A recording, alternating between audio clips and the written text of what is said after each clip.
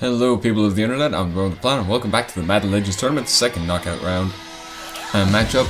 We have the, I suppose, a campfire, I guess you could say, the Detroit Lions and the Jacksonville Jaguars. I know I'm a comedian. But anyway, Jaguars, not really too impressive into this. Kind of expecting them to get smashed here by the Detroit Lions. Lions actually, I was really surprised by how well they did going into the season, because I didn't think they were going to do as well as they actually did. But second in the NFC, did very well. Bobby Lane, Barry Sanders, Calvin Johnson, some of the big names on show. But this time it was Herman Moore who was, I suppose, pulling his weight for the team. Anyway, that's a big gain, 25 yards, and it sets up the Lions for a first down. And then it's time for the man himself to work his magic. Barry Sanders jukes, shakes off the tackle, and he's gone to the races. Barry Sanders down the sideline. He's not going to be caught. That's a Detroit Lions touchdown, and they take a very early lead. It's exactly the start the Lions would have wanted, and Jacksonville already find themselves starting off in a hole. So Mark Brunell, anyway, rolling out to his, I believe, left. And yeah, throwing that pass there, kind of under pressure. It might be a bad indication for the game for Mark Brunell. But this is where we got to look at the Jags offense. They do have Tony Baselli, who is actually a pretty good tackle. They do have Fred Taylor and Maurice Jones-Drew too, and they have Kyle Brady, Keenan McCardle too. Kyle Brady won a Super Bowl Bucks. That's the only reason I know who he is. But anyway, Brady played on the 16-0 Patriots side, and Fred Taylor and Maurice Jones-Drew are just two very good running backs. But anyway, yeah, so there is Jones-Drew there with the reception.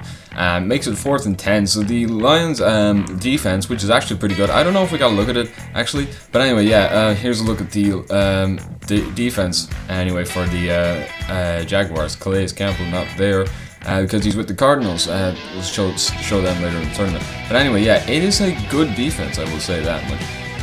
You know, I mean, even without Jalen Ramsey or some of the players that have come in for the Jaguars this year, I mean, it is still a very good defense. And I might do this next year because, I might do this at the end of next season, because I think there are players who are definitely, I suppose, shift in some teams. You know, I mean, especially Nick Foles with the Patriots. But anyway, yeah, taking a shot for the end zone, Bobby Lane, he can't find Calvin Johnson. Somehow he's held off. Megatron cannot get into the end zone. So anyway, yeah. This does mean, however, the Jaguars are going to get one more chance on the ball. But anyway, yeah, we did get a look at the Lions defense. And Ndamukong Suh, I mean, it is really good defense. Spielman, Smith, and Whitehead make up a killer linebacking core. Then you've got Yale Larry, Benny Blades, Len Barney, and of course Night Train Lane, one of the hardest hitting players to ever play in the NFL. And he was hoping he'd probably be able to put his talents on display against this Jaguars offense. So Brunell, anyway, play action, looking down the field on a 2nd-1 play, and he's got a pass well downfield. Excellent throw by Brunell. And so the Jaguars might have some hope in this game. I think that is McCardle there on the interception. I could be wrong, but I think that's who it is. Anyway, so Brunell, anyway, another play action. Throwing, he's got enough time to find a pass downfield. That's a touchdown for Jacksonville. That is Jimmy Smith on the reception. A star wide receiver for the Jaguars, actually, I forgot to mention. Probably the best player in franchise history. I just wasn't looking at him when I obviously called out the players' names. But yeah, Jimmy Smith there with a very nice catch and run. So the Jaguars are level. Anyway, Bobby Lane here, sacked. He fumbles the ball, and it's knocked away, and it's picked up by the Jaguars. And so, yeah, Lions actually are in trouble now. So the tables have turned very quickly for Jacksonville. They are now on top here. They have a chance to take the lead. 3rd and 7 for Brunell and co. Brunell stepping back, throwing, rolling out to his left. He's looking for the pass. He throws it across the middle dangerously, and well, that really gets blown up. So I suppose they were lucky there to get away with even the ball. So anyway, yeah, 4th and 8. The Jaguars are going to have to settle for a field goal, though it doesn't really matter for them much. They are at least in the lead at 4 field, which is more than they could have possibly hoped for. At least in my opinion. But anyway, Bobby Lane and co. Looking to respond anyway to this. So Lane taking the ball, looking downfield, throws a pass, and he's got one. It's just outside the 10. I believe that is to Johnny Morton. So anyway, Lane with all his receivers spread out wide, 55 seconds left in the half. Lane looking, throws, he's got another pass, and juking here, trying to power his way into the end zone, but they judge him to have, they judge Golden Tate III actually to have been held up at the 1. Pretty tough call, but anyway, Lions with 10 seconds left.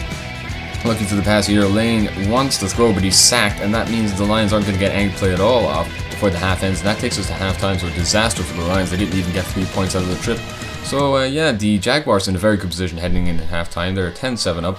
They have been the better team, I would say, because Mark Brunell has done very well against a tough defense. Anyway, this play here could have gone for a touchdown. That was very close.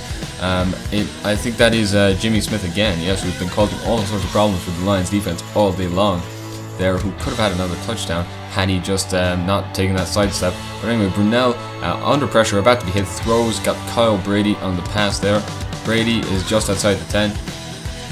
And yeah, okay, so Jaguars have to settle for a field goal here. Sorry if you hear anything in the background, it's probably my cat.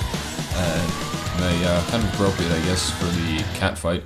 But anyway, aside from that, Jaguars are 6 points to the good now, thanks to that field goal. Not able to punch into the end zone, disappointingly, but I do think that the Jaguars can at least put pressure on the Lions here, because a single field goal is now no good to Detroit. So anyway, Bobby Lane going deep down the field. He's got a pass to Herman Moore again, who's been very good on the sidelines, actually, I have to say. So anyway, Lane looking for yet another pass, hoping to get this one in the end zone, throws to the side, and it's a lovely spin there, lovely spin from, I believe, Calvin Johnson. Or sorry, that is Johnny Morton, I believe. Yeah, okay. Pettigrew. Okay, so it's a tight end, okay. Yeah, I need to pay better attention to the players' names. But anyway, yeah, so Bobby Lane stepping back, throws, got a pass in the middle, Megatron on the reception, Calvin Johnson's touchdown, and Detroit now have a chance to take the lead. 13-13 the scores, pending the extra point. And just seeing here, we do have the extra point, which is kicked over, and that makes it a 14-13 game. So Detroit now finally has the lead again, and it's a big relief for them. They were under pressure all game long thanks to the Jaguars' work, which has been a big workload, I have to say. But anyways, yeah, so Mark Brunell is going to be tasked with going out in the field and trying to get points on Detroit one more time, and that is a huge catch from Kyle Brady. I mean, that is an incredible effort to hold on to the ball with 3 defenders around him. So Brunell, anyway, lucky that he has Kyle Brady in his arsenal there. So anyway, Brunell throwing for the end zone. It floats over the goalpost. It's incomplete. And so that means that they are going to have to kick another field goal. So yeah, this is the third field goal of the day for the Jags. It is good. So 16-14 is the score. Jaguars retake the lead, but it does mean that the Lions have a chance to kick over another field goal and take the lead through that.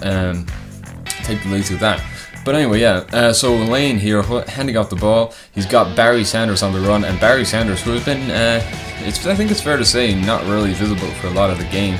Aside from that one phenomenal touchdown run at the start. Oh yeah, you can see my cat here, sorry.